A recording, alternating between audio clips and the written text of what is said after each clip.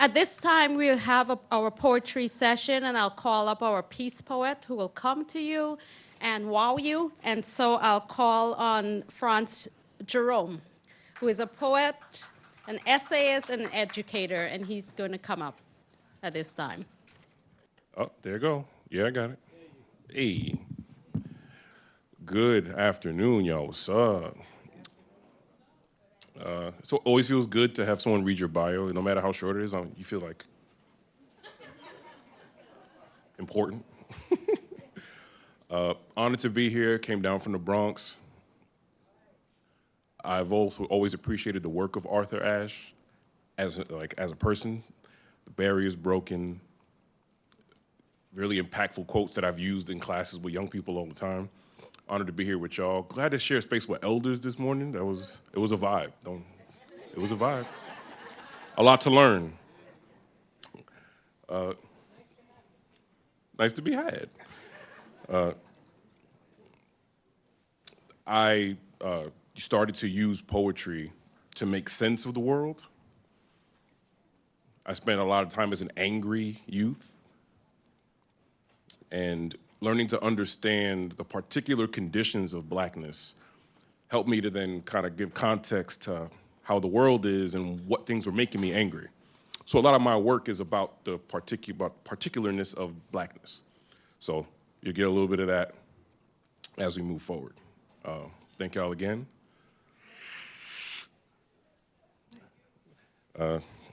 This is about me being an angry youth.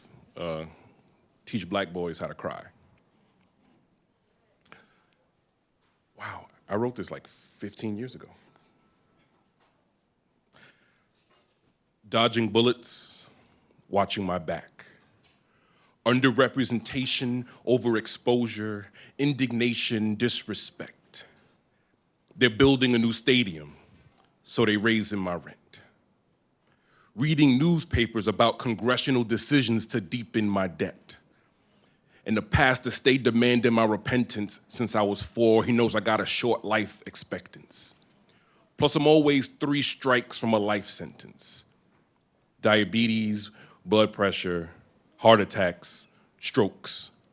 My home had no backbone. Flexible spine from playing limbo with the poverty line. See, if I lose, I choke. Living in a police state, beat cops provoked equals a beat down invoked by ancestral habits. It's like carved in their DNA. The paranoia, disillusionment, misinformation, posing as my elementary education. Economic inflation, terrible role models, wannabe gangsters, and real gangsters. Chains that hang low turned noose, turned leash, us people turned beast, then turned loose on an unsuspecting youth. Watch as I, without a father figure, try to figure fathers who tell their sons, why bother, nigga? Live that life and don't shed a single tear. And see if you don't loot a Foot Locker in a blackout. Crash out when someone looks at you the wrong way. Be that mad all day and don't do anything about it. Try it and see if you don't start a riot.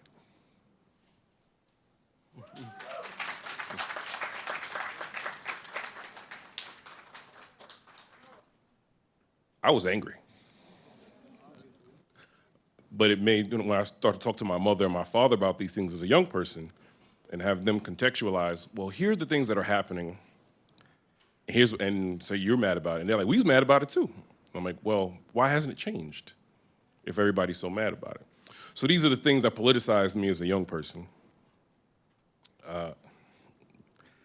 After that deep politicization, I would join an organization in Harlem called the Brotherhood-Sister Sol. And so it's there I start to learn about Black history. I start to learn about Pan-Africanism, learn about the interconnected ways that culture brings so much of us together and how much of that is around pushing back oppression. So you read enough books, you start to get all of these images that people leave behind. I got into Baldwin, James Baldwin, at one point, and to know that, I was born in 1983. He was still walking the streets when I was born. To know that I was that close to that inspired this piece. It's about value, how we value each other, how we value ourselves. If gold is tested with fire, then the sweat on my brow is the manifest destiny of Basquiat's crown, passed down to me from Baldwin's nephew. Because we know gold has value, but it's the flame that neutralizes the flaws, that naturalizes us all. Could it be that Jesus walked across the Dead Sea and hid his thesis with Poseidon in preparation for his black churches to meet Prometheus? We reside in a house on fire, by force, under pressure, overseen and thusly measured, vetted by this element since melanin is a hex here.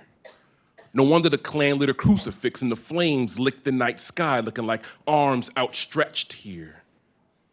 Ellison mentioned they couldn't see us. They claim we too slick. That's a contradiction. Really, they eyes wide shut, so Kubrick. But we don't ever pass the test because we never abide by the rubric. So the fire gets it in its mind that it defines what's pure but gets none of the shine.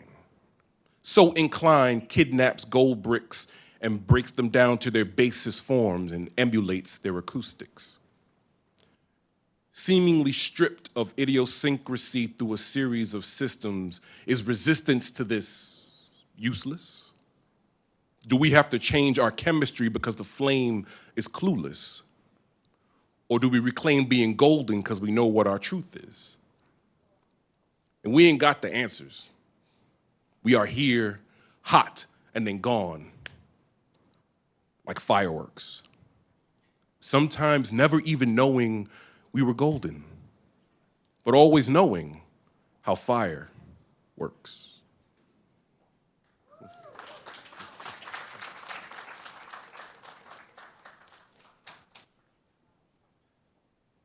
I read a lot of books. I'm gonna keep it. Thank you, 10. And I'm grateful to be here to say these things to you and have all the experiences of my life condensed into this moment, and I try to deliver it all to you. The organizers will have my information. If you want to talk about the many things I'll be saying in a more,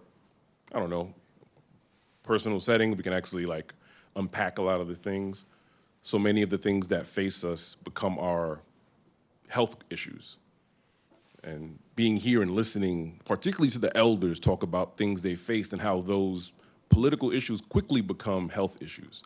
So the personal being political is super real here. So thank y'all for taking this time to listen to me be personal about my political. During quarantine, during COVID, I had a very interesting conversation with my father, and I understood the complexities of our relationship and the complexities of his relationship with his father. And I'm a giant nerd, and I was watching Avatar: The Last Airbender the entire time, so bear with me.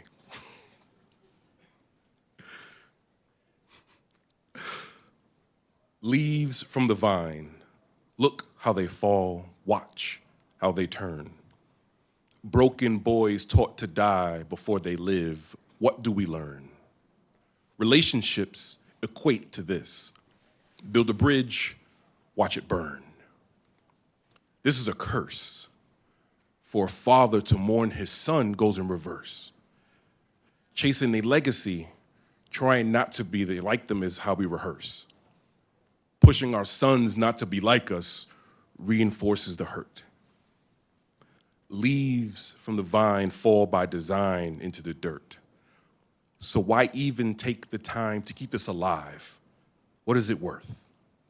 Awkward conversations, feeling like strangers. What is this? Work? How do we fix this?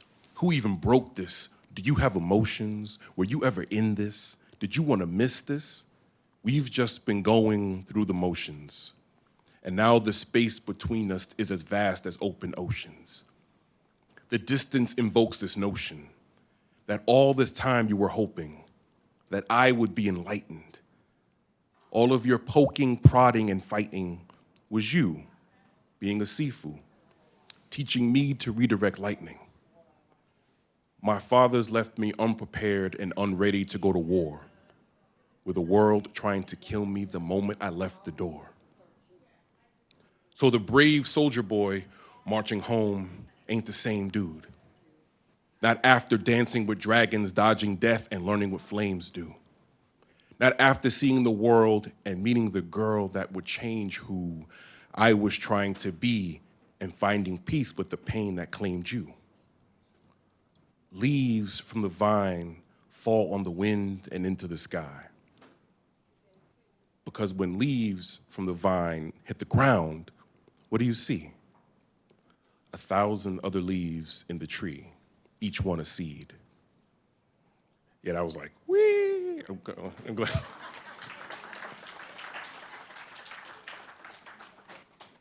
I don't, after performing for, the last 25 years, I don't think my dad has ever seen me perform. So this will be a fun video to show him at some point.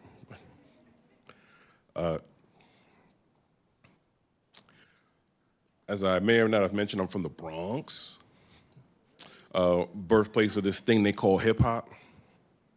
I started out in poetry, learned I really loved rapping, fell into that heavy, realized I had a lot to give as a sensitive artist type, went back into poetry, and then at some point found the synthesis to combine the two things, which is great for me. You don't hear it on the radio, but I'm out here. This is another piece that I wrote during quarantine, and I just tried to figure out how to, if I was gonna tell somebody about who I was, the way I was, what would it sound like? Un perdedor en la sabana perdida. That's a loser in a lost land. But that's a loose translation. I'm trying to paraphrase my loss, fam. My mom raised me to shepherd lost lambs. It caused me phantom pain like I lost limbs. So many hurt ghosts haunt my lost hymns till I found bars to get lost in. Stocked them alone with a pick and roll. With a pen in hand, I was locked in. But stayed to myself, got closed off. With my own thoughts, I was blocked in. My jail is not a prison. It's my condition, my position, imposter-stricken, bending light into darkness as a black hole, reverse prism. There's wild blessings, divine timing, learned lessons. But all of that goes by the wayside. I freeze time like Bayside. Parker Lewis, all I do is lose. Huey Lewis, but here's the news. I've got everything I need on me. Huey Newton rockin' prison blues. Gotta tough this out. Beat these demons off the scrimmage and run my route.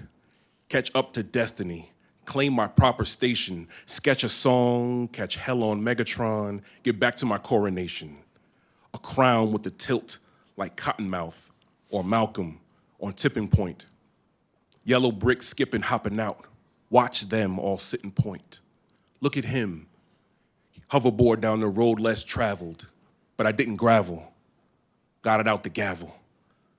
Against the grain, against the odds, against the gavel. With no hype, no buzz, to wait, lie down. I'm the chosen one, looking for by no one. I might as well lie down in a bed of flames. Change names like I gave Obi-Wan the high ground. But that's it. Okay, I'm tapped out. Goodbye now.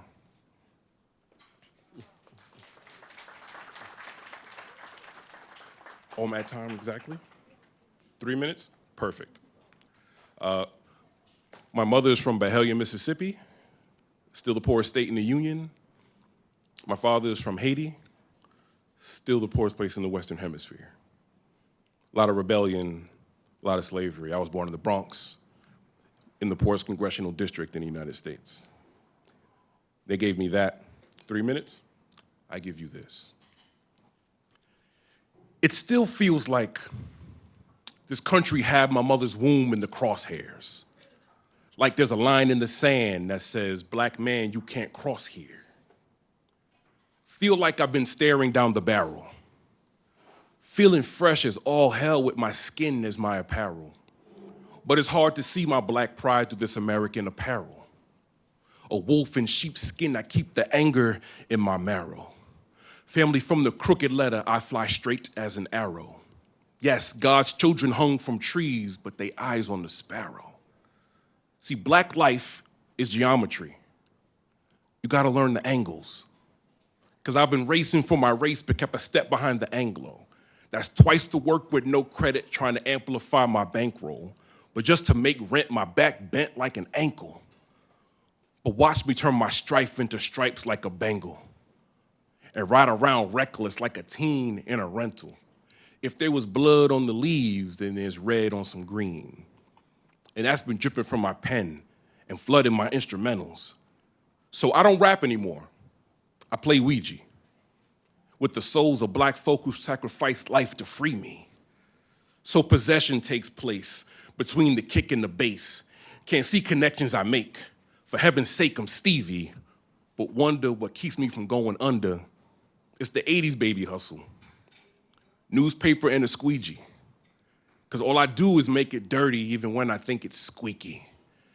And I've got poverty in my pocket. See how they see me on TV? Disrespect the way they present my residency. But then the more things change, then the more they stayed the same. So sometimes I resent Obama's presidency. But before we get our unmentionables in a tizzy, before my beautiful people line up against me, remember who your friends is, know your enemies be. I kick it to your block, rock, shock, AC/DC. I feel like KRS mixed with WEB, Du Bois with my boys, that's heavy D on the CD. But that strange fruit was painful, had us acting silly. That strange fruit still painful, that's Nina singing Billy. Got an angel on my back and wings spread across my city. Because this is all black history in action. This here is the celebration. You can hear the horns like a black college band graduation. If my head nods to a beat, that's the meditation. The audience response to me is medication, a vaccine for the whack gene, and I make the outfit look good like some black jeans. A rat fiend without fear is my designation, because I rhyme like those rebel tribes, no reservation. I slap box with the devil, no hesitation. No pulling punches, throwing combos in bunches, giving foes concussions. There's no mercy, no talking, no parlay negotiations. But this is how we act since we didn't get reparations. I'm still Chuck D on the mic, boycotting radio stations. Hip hop is my religion, I'm repping that like a nation. That's peace, love, unity, cultural innovation. Even though they made us broke, try to hang us off of ropes, we still make something out of Nathan. And how do we do that? It's easy. If there's black blood on the leaves, there's black blood in the trees. We in every breath they take. Any piece of fruit they ever ate. I know chains take time to break, but if we wait that long, it's too late. Peace, y'all.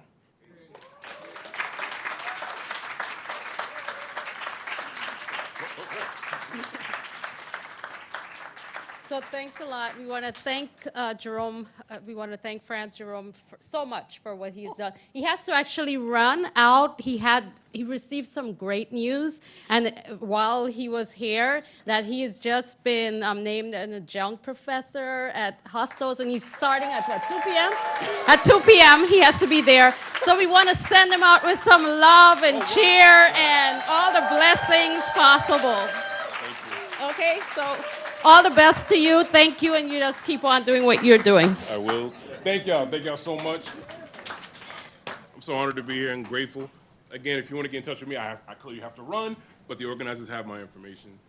Get in touch with me, please. Or we got to build coalition and develop advocacy as per the seniors, right? So let's get to work, all right? Thank y'all. Thank you, and all the best. Okay. So on the other side of the spectrum, the seniors, so we have a youth, and so we have a youth poet that is going to come up. He's a student, so he took time off today to be with us, and at this time, I'd like to introduce you to Ari Newman. And please feel free to read his bio and all the wonderful things that he's done. Good afternoon, everybody. I wrote this piece because, I don't know, I feel like mental health is something that people my age don't usually talk about, especially men. So I wanted to share this piece with you guys. Thank you again for the opportunity to present this. I watch lives turn to corpses down the corner of my block. I watch a mother cry because her own son was the target of the shot. I mean, he tried to warn her. He told her all about his life. He said ever since my daddy left, nothing else was going right. He needed money, so he rolled dice. He was funny, so he was liked. But when he got home, he cried every hour of the night. He said he moved product because sports weren't his skill. He said he moved product because he loved the thrill, never saw his daddy William, that's why he loved seeing bills. He never had his first love, first kiss. He never had any kids. He wanted to have a wife, but didn't want her mixed in with it. Hardest around the block, but mama said he's still innocent. He made so many mothers cry just for his to cry too. He made so many mothers cry just for his to cry too. And he made so many mothers cry just for his to cry too. They always say that the shooter is someone that's close to you, and his own mother knew the man that shot him. She knew him very well. She knew everything about him, all the stories he would tell. She watched him grow up. She looked at his grades. Even though he wasn't good at sports, she went to every game he played. He made jokes, dice rolled just to make a little profit. She loved the man that shot her son way before he even shot him. The shooter had passion. He said this was bound to happen, and he wanted to kill him since he was 5. Mama asked why. He said, that's the age my daddy died. Ever since I mourned him, I had no more tears to cry. He said it had to be done. He had to kill her son. She tried to beg and plead. She said, no, baby, please, but none of it helped. She couldn't do anything the day that her son shot himself. He couldn't choose the hand he was dealt, so he chose the hand to hand. Suicide is one of the leading killers for a man. He went from scared of being shot to unafraid to shoot himself. Depression goes undiagnosed in men because we don't seek the mental help, prioritize our mental health. We lift weights, but not every burden should be carried by yourself. Not every tear should make an ocean. Not every setback should make you hopeless. My uncle killed himself too, and that's exactly why I wrote this. So many signs that we don't notice. Our heart turns broke every time we don't pay attention. I don't want to lose any more family because I don't ask the simple questions. Are you okay? Is everything all right?